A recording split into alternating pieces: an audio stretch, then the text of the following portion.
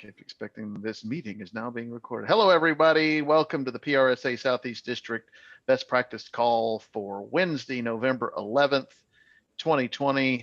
This is Brad, the chair of the district. Andrea, our secretary, is going to take roll via attendance here, and we'll keep an eye on that. We appreciate that. Today, we're going to welcome in J.W. Arnold. He is the co-chair of the National Governance Committee and has a lot of commas after his name. But there are 6 proposals that will be discussed and considered at the PRSA Leadership Assembly coming up in December. I know there is a webinar scheduled tomorrow, but for some of you who may not be necessarily delegates, this is an opportunity to learn about those issues so that you can smartly discuss them with your delegates and understand what is at stake. So I'm going to turn it over to JW now to get us started. Well, great, and thanks for having me, Brad. Governance is for geeks sometimes, but actually this year we've got a couple of those sorts of proposals that are really administrative in nature, and then we have a couple of proposals that really are going to speak to, I believe, the future of PRSA in a big sense. And so I'm really glad to be here today to discuss these with you. And more importantly, to get your feedback and answer any questions that you may have. As Brad mentioned, we do have a webinar for Assembly delegates tomorrow, and we'll be getting into the presentation, pretty in depth in that sense. And our National Chair Garland Stansel will be on that call and give some background. But I think for some of the important proposals, this will be some good introduction for you. So I think we have, of the 6 proposals, as I mentioned, several of them are basically administrative. Number 1 is one of those. Some of you may remember we did kind of a wholesale package of amendments to our bylaws last year. And this is one that just kind of slipped through the cracks. And essentially all it does is it specifies that the national board chair can serve on a grievance panel, but they're not a member of the grievance committee. There's a lot of just sort of, it's stuff in this, but essentially it's administrative. Just to clarify that, the grievance committee is a standing committee, but the PRSA chair can serve on a panel. So if a grievance is actually filed through our process against a member, that would be how a national chair potentially could be pulled into that process, although it's not very likely, to be honest. This will just clean that up. Now we get to number 2, and number 2 is one of those ones that is may elicit some feelings. As of right now, we have a number of ways for our membership to propose changes to our governance structure. The Leadership Assembly can do so. Any chapter, any district, any section can propose a bylaw amendment to our national documents. The National Board can do so. And unlike a lot of organizations like PRSA, we have the ability for members to propose a bylaws change. And until, at least for right now, it's a fairly low bar to submit that change. It takes 25 signatures on a petition, following the various procedures and whatnot for a member to initiate that. And one of the big pieces of feedback we've gotten over the last couple of years is that, and this is from Leadership Assembly delegates, that perhaps that bar is maybe just a little bit too low. If we're an organization of 20,000 members, to pull 25 members, maybe that's just a little bit too low. Maybe it doesn't necessarily reflect a broader sense across the membership, about the feasibility of that proposal. And especially given the fact that there's so many ways to advance a proposal, we were charged with taking a look at that, and we came up with a little bit of an alternative. And we proposed that 25 be increased to 100, or 1% of the membership, whichever is lower. And so we feel like in the era of social media, in this era of our My PRSA communities, that 100 members is not an especially onerous hurdle to achieve, to bring something forward, but it does sort of present a reasonable level to achieve too. Um, so we're hopeful that that will be meeting with success as well when the leadership assembly meets. Number three. Okay, number three. Basically, what this proposal does is it's an um, attempt to engage our leadership assembly delegates a little more fully through the course of the year, to involve them in the thought leadership of the society. I mean, when you think about the leadership assembly as our legislative body, and so what this amendment essentially does is it calls on the chapters to name their delegates by January 15th of the year, and then they'll be certified 60 days before for the actual voting. So let's say that it's a smaller chapter and you don't have someone. It doesn't necessarily penalize you, but it does encourage a chapter to name their delegates early. um, in many cases, the delegates are maybe the president and the president-elect, or larger chapters have separate assembly delegates. But it's just really aimed at avoiding that situation, 2 months out from the conference, of saying, who's going to the conference? Somebody raises their hand, they say, congratulations, you're going to be our leadership assembly delegate. And I know that sounds a little bit absurd, but I know it happens because it's happened in my chapter for years and years and years. And so we would ask your support on that, just to involve those delegates more through the course of the year, and really seek to not only educate them on the challenges that the society is facing, but to get their feedback and their input, especially as we're developing um, potential proposals or new policies for the society. Okay, number four. Okay, number four, this is another one of those administrative types of amendments. It just basically specifies that if a leadership assembly delegate is not able to attend, that their proxy has to be assigned to a voting delegate at the leadership assembly. The vast majority of delegates at the assembly are voting delegates, but there are a number of non-voting delegates, national committee chairs, and um, folks that have leadership positions maybe on the national level. But we don't foresee that this will cause any hardship for chapters in ensuring that their vote is there and their voices are heard when the assembly occurs. And I would just say too, please jump in there if you have questions as we go. Don't feel like you have to wait to the very end. So something kind of rubs you the wrong way, or I can clarify. Don't hesitate. So let's go to number five.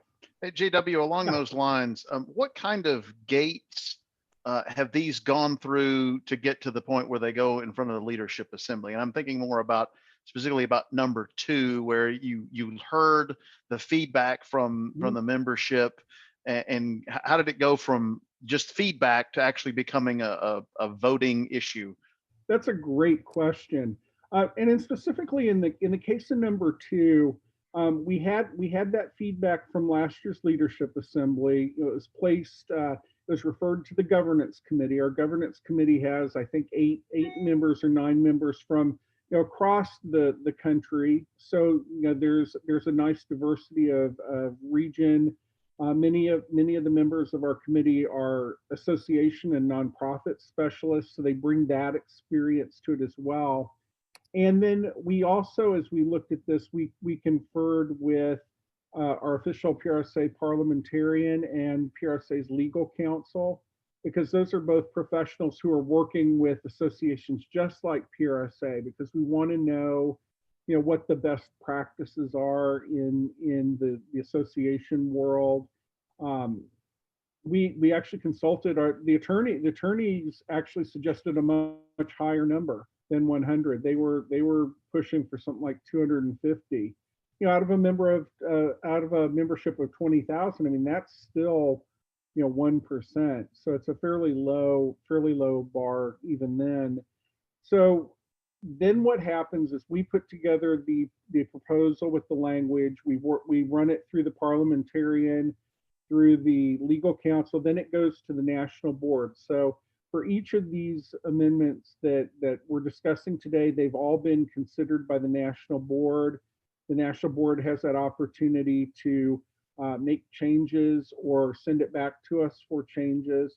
So everything has been through several steps of consideration along the way, and that's not to say that there could be changes proposed from the floor. Amendments from the floor are a possibility. I mean, particularly on that one with the number, it's possible someone may amend it to raise the number of the number or lower it again. That's a possibility, I believe.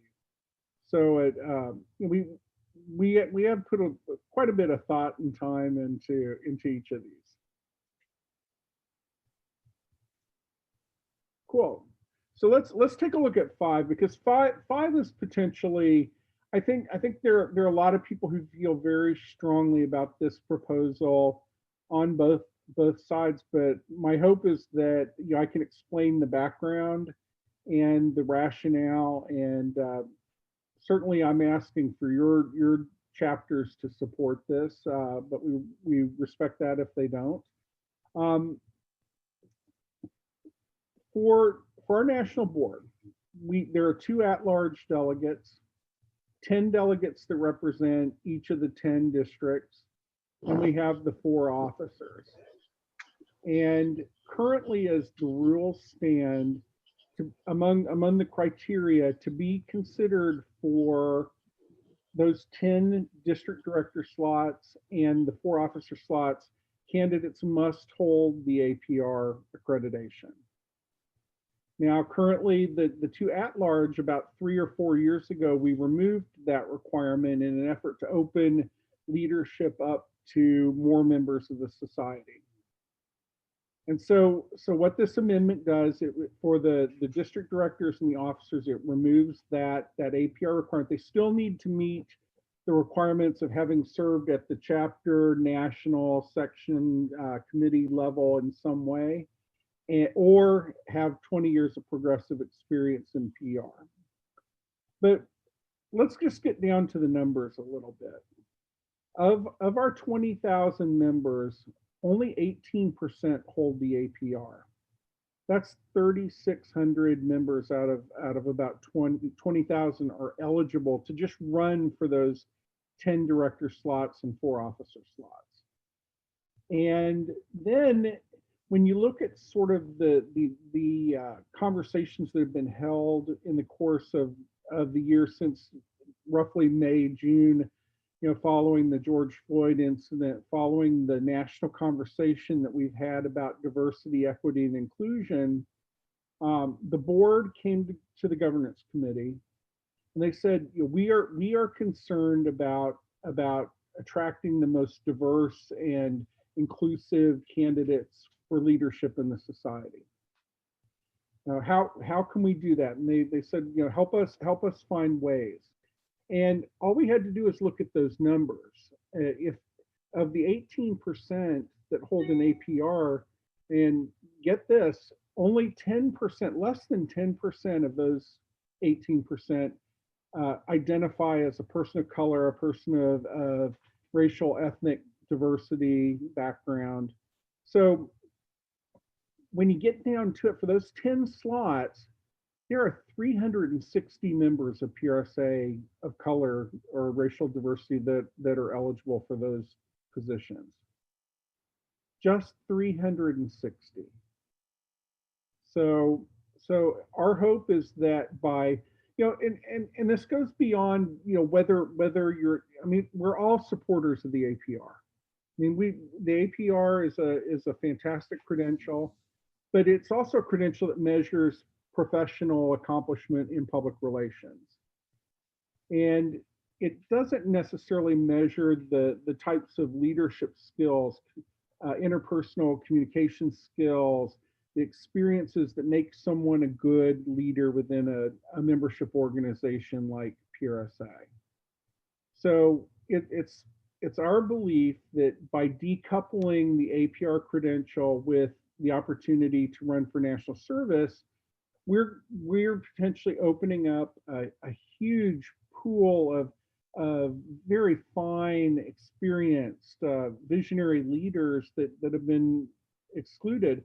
And just to give you an example of what could happen, the first year when we did this for those at-large seats, we saw a 62.5% increase in the number of candidates in that first year. We went from 16 people competing for one board spot to 26.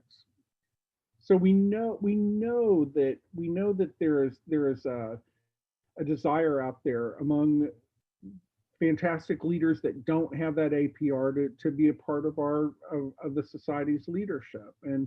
And even though we can't say beyond a doubt that increase wasn't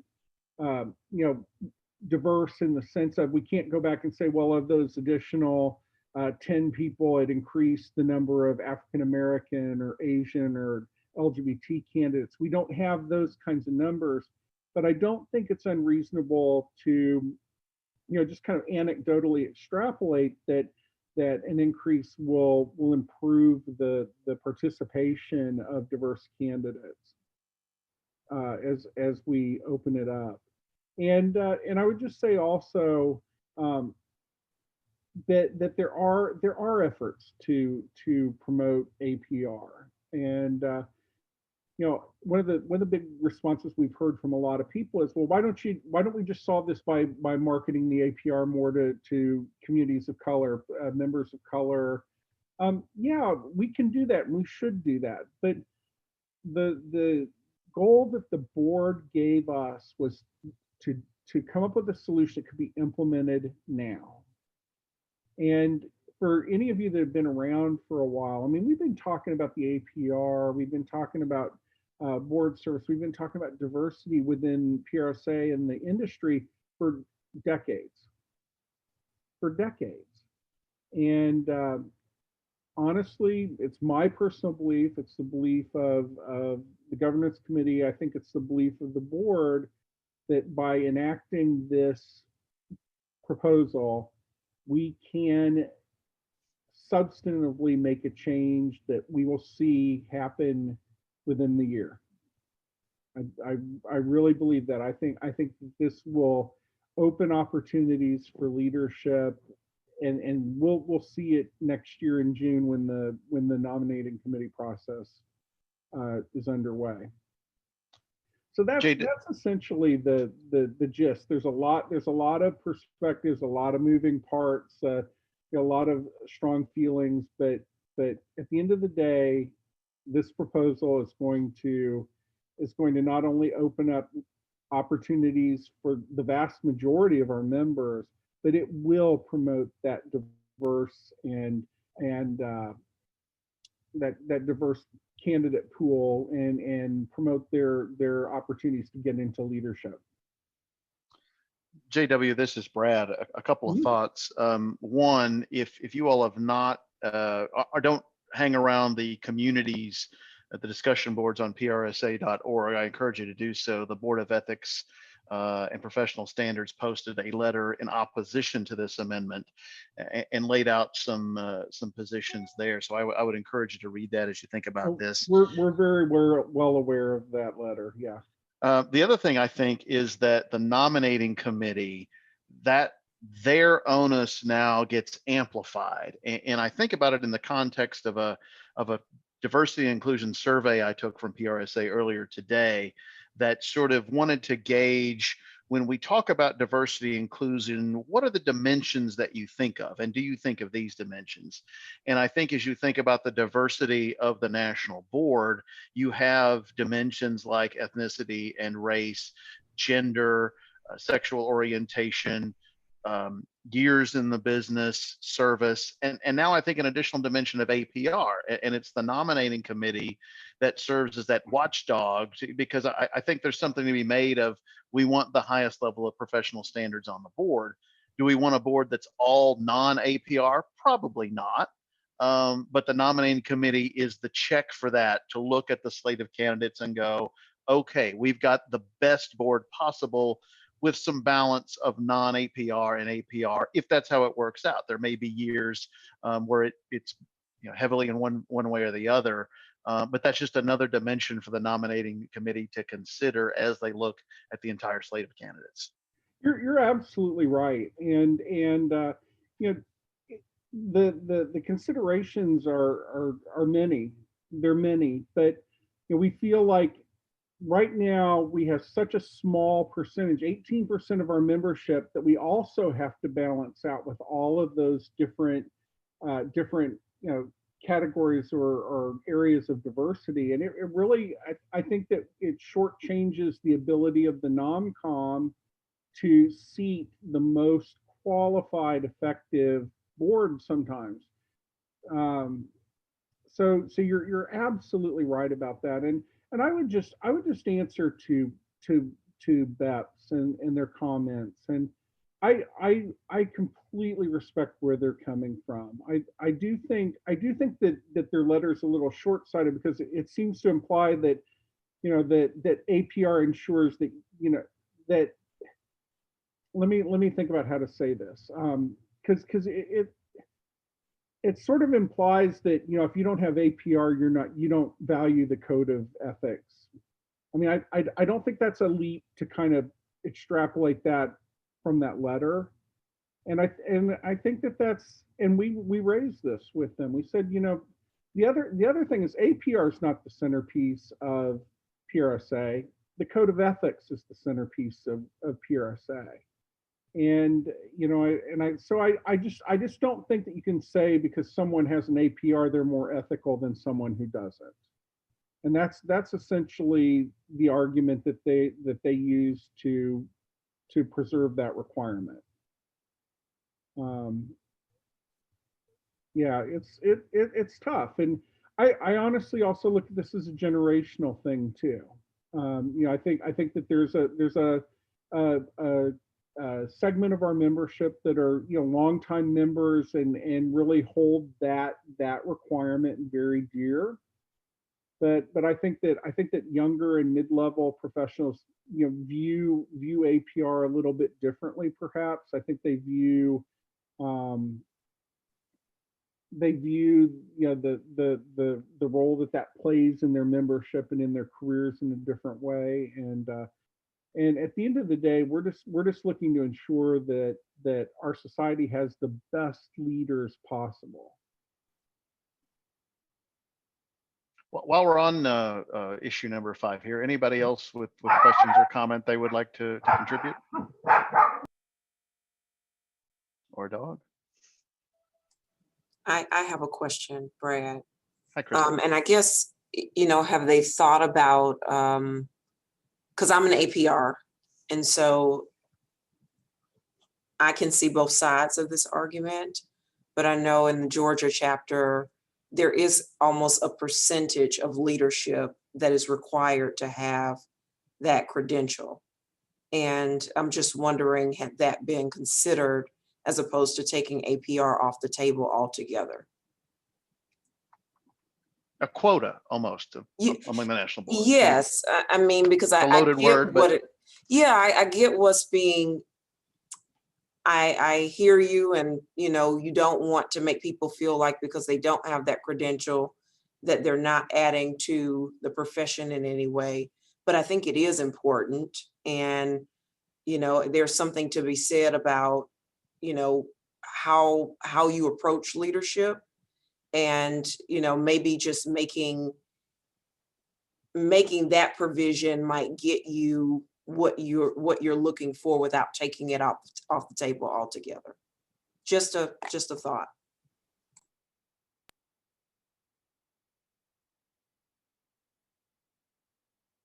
Well, and I apologize. I had to leave the room because a delivery person came and my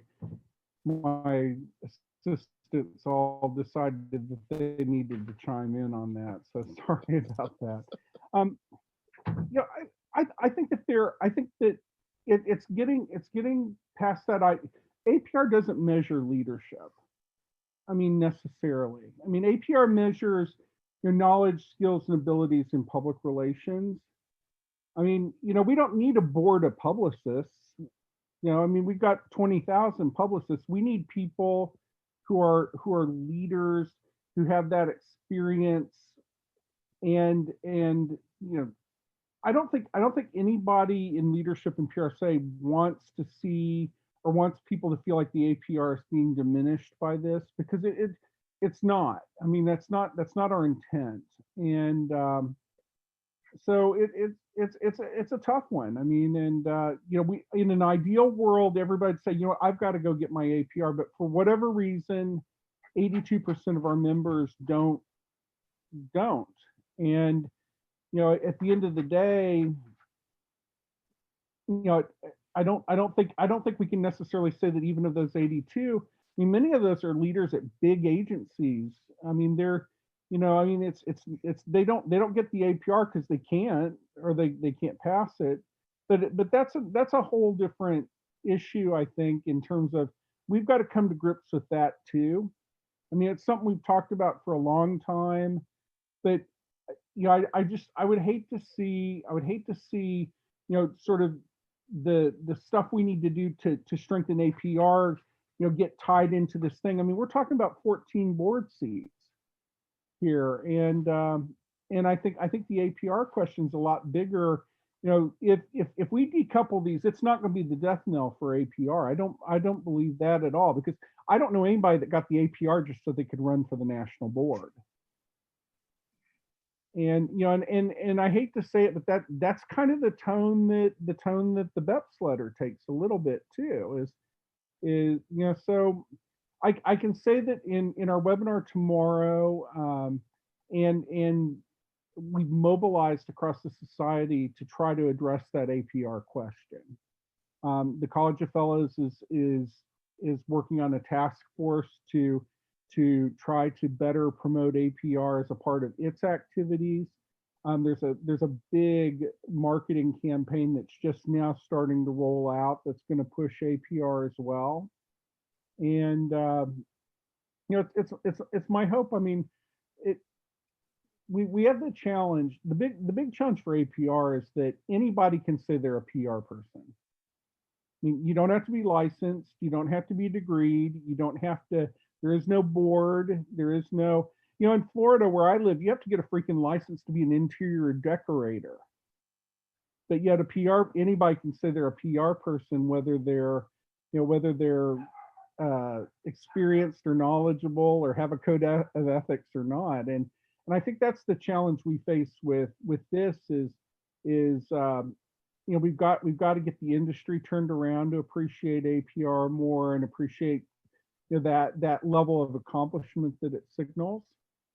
And anyway, I'm rambling.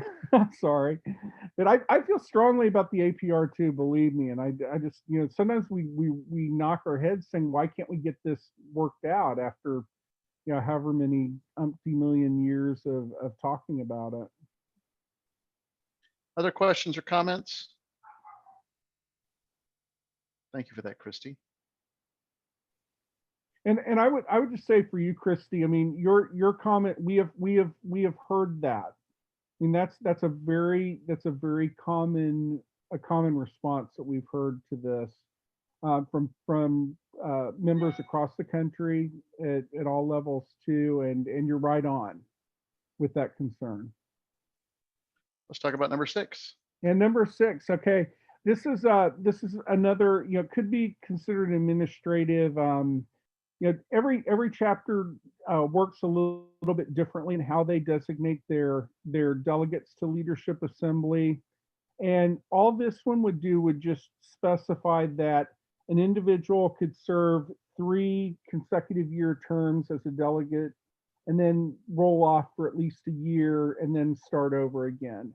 And the thought behind this was just that, for something like Leadership Assembly, which is essentially the advisory body for the society, we want to make sure that we have a diversity of, and I'm not speaking diversity just in terms of racial and ethnic terms, but a diversity of opinions. And we feel like having some built-in rotation into the Leadership Assembly ensures that we're getting that fresh take and sort of current take. You know, honestly, there are a couple of chapters where past president so and so has been the Leadership Assembly delegate for 10 years or 12 years, and I know it's hard to believe, but some people have kind of carved that out as their role, and that's great. But we just want to make sure that there are other perspectives coming into the conversation and the decision making as well.